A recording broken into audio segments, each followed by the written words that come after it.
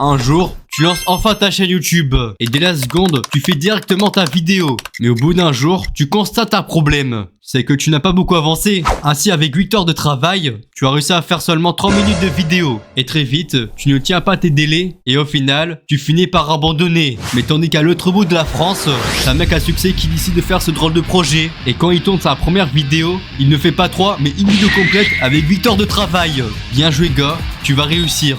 Mais alors, quel intérêt d'être plus productif?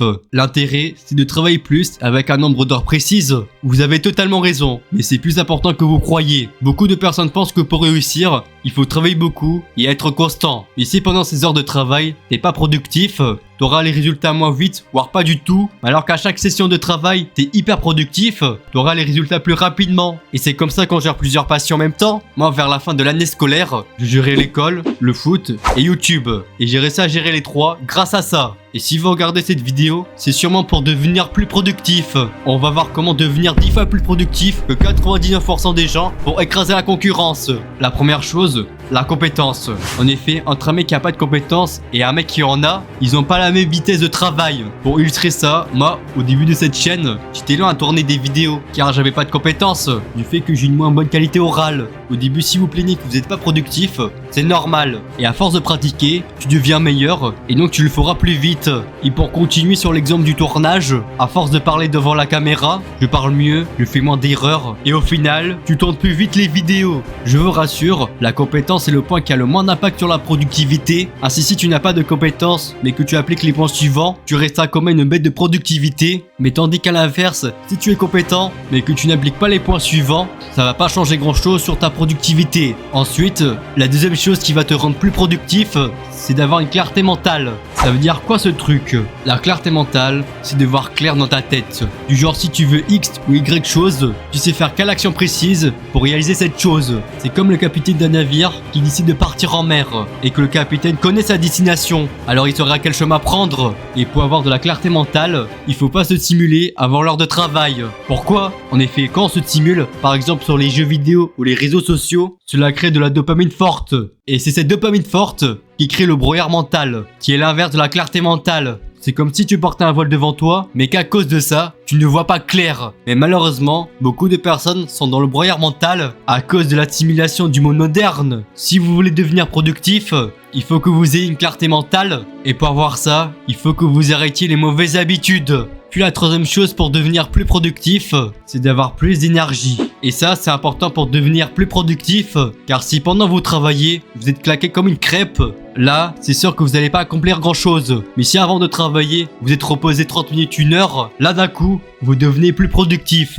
Le repos, c'est une chose qu'on n'en parle pas beaucoup dans le dev perso, mais alors qu'elle est extrêmement importante. Si tu ne prends pas de repos, tu risques d'être énormément fatigué. Et ce que je vous ai pas dit, c'est qu'il y a d'autres moyens pour avoir plus d'énergie, comme par exemple le sommeil et l'alimentation. Et ça, c'est des trucs que j'ai déjà évoqués sur ma chaîne. Mais pour te la faire bref, pour le sommeil, il faut au minimum 8 heures de sommeil. Et pour la bouffe, il faut manger des aliments bruts.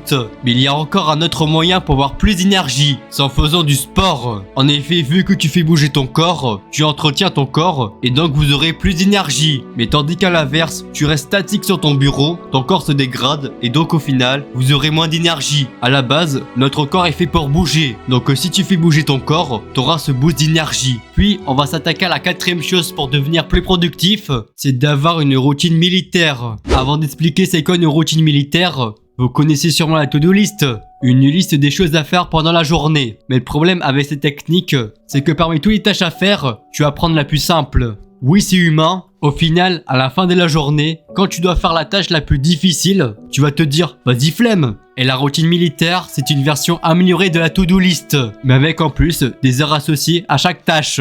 Et une routine militaire, ça ressemble à ça.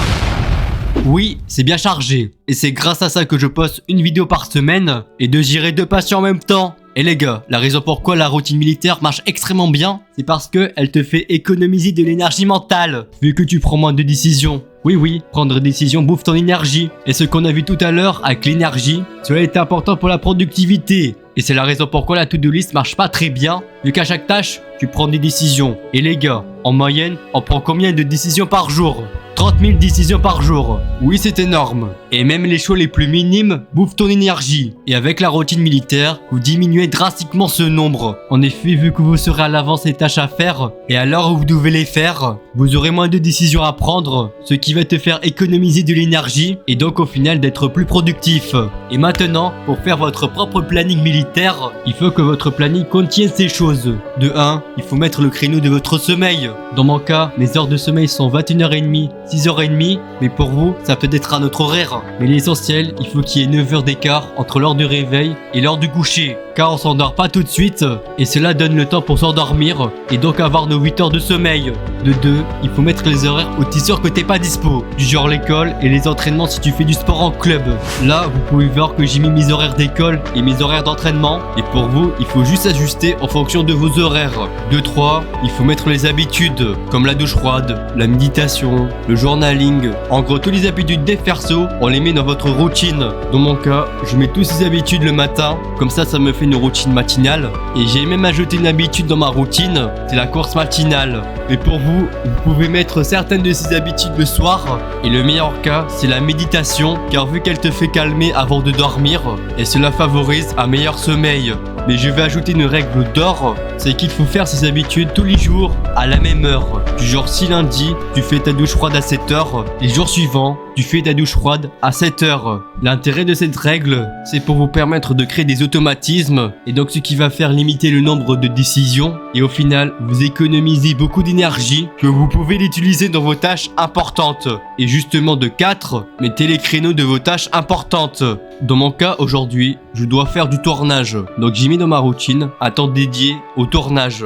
Donc toutes les tâches que tu as à faire pendant la journée, tu les mets, et au final, vous devenez plus productif.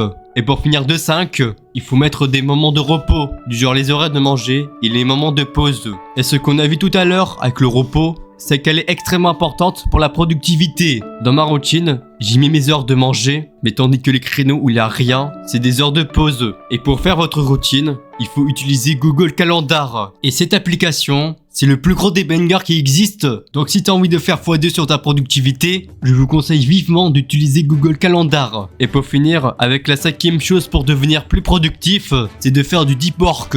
Cette chose, je l'ai déjà évoquée sur la vidéo sur le Monk Mode. Et pour le réexpliquer, le deep work, c'est une période de 1 ou 2 heures maximum où tu es hyper focus sur ta tâche. Et dans le livre qui s'intitule Deep Work, il existe 3 grandes formes de deep work, mais la forme la plus courante, c'est le deep work rythmique, c'est-à-dire intégrer le deep work dans un emploi du temps régulier. Et le meilleur moment pour intégrer un deep work, c'est de l'intégrer sur les tâches importantes. Et avec tous les astuces qu'on a vu avant, vous devenez hyper productif. Et si tu restes constant dans le temps, il y a de très grandes chances que vous réalisez vos objectifs. Là, vous avez tous les armes pour mieux travailler. Et si cette vidéo vous a été utile, n'hésitez pas à liker et à partager la vidéo. Et surtout, à vous abonner pour avoir du contenu de qualité. Et on se dit à la prochaine!